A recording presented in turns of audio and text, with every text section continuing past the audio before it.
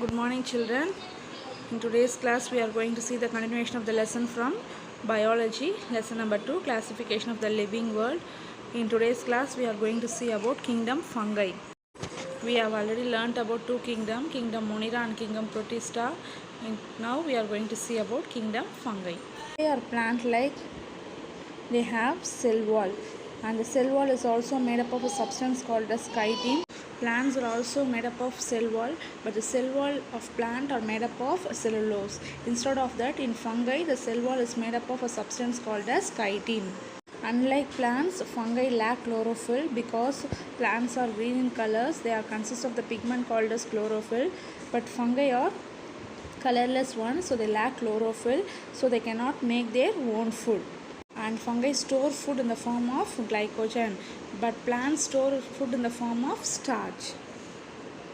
Fungi grows in the areas where there is more moisture, which means where there is more water content and warmer to grow. Most of the fungi grows in aquatic nature and some grows on moist surface. Some fungi are saprophytic in nature, which means they grow on dead organic matter. From the dead organic matter, they consume their food. So such a type of mode of nutrition is called as saprophytic nutrition. And some fungi are parasitic in nature. Parasite means which lives inside the plants and animals, and they consume the food from the plants and animals and cause various diseases to plants and animals. Such a type of fungi are called as parasitic fungi. Some fungi are called as symbiotic fungi. Example, lichen, which is consist of both algae and fungi, in which lichen is an organism which are made up of both fungus and algae, in which algae prepares the food or produces the food, while fungus provides protection and absorbs the moisture and nutrition from the surrounding and provide to the fungi, algae. So here algae provides food to fungi and fungi provide the moisture and water which is needed to the algae. So both are mutually beneficial. So this type of fungi is called as symbiotic fungi. Though scientists have identified thousands of different species of fungi, fungi can be broadly classified into yeast, mushrooms and molds. Yeast is an unicellular fungi which lives in groups, which is called as colonies, and molds and mushrooms are multicellular fungi. See about molds. This is the fuzzy growth you can see on the rotten fruits, bread, cheese, and in damp soups and so on. There are different types of molds are there. Now we are going to see about the structure and reproduction of the molds. They are the thread-like structures, and this thread-like structure is called as hypae. The group of mass of hypae is called as mycelium. The molds are reproduced by spores, and the spores are produced by spherical structures called as sporangia.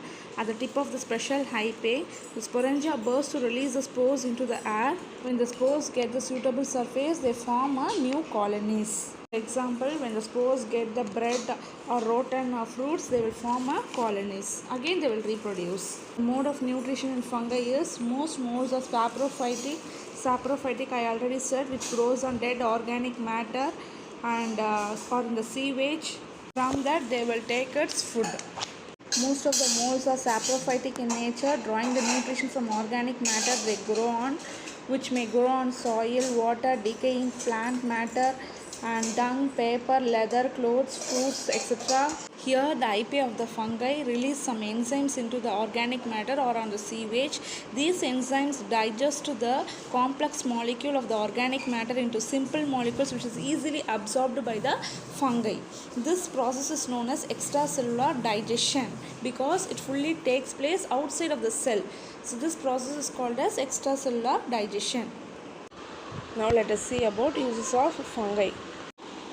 Yeast is a fungi which is used in bakeries. It is used to break down the starch present in the dough to produce glucose, and then acts on a glucose to produce alcohol and carbon dioxide. The carbon dioxide produced causes the bread to rise and make it very soft. And yeast is also used to prepare the fermented pasters used to make dosa, idli, etc. And some different species of yeast are also used in the manufacture of alcohol and various wines. Penicillin was the first antibiotic.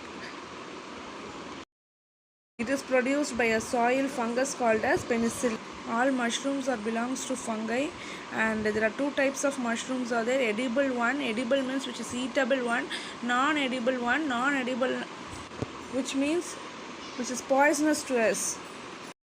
And certain fungi which is present in the soil helps to clean up the environment, and it helps to increase the soil fertility by decomposing the dead and decaying organic matter. Thank you children. We'll see the remaining in the next class.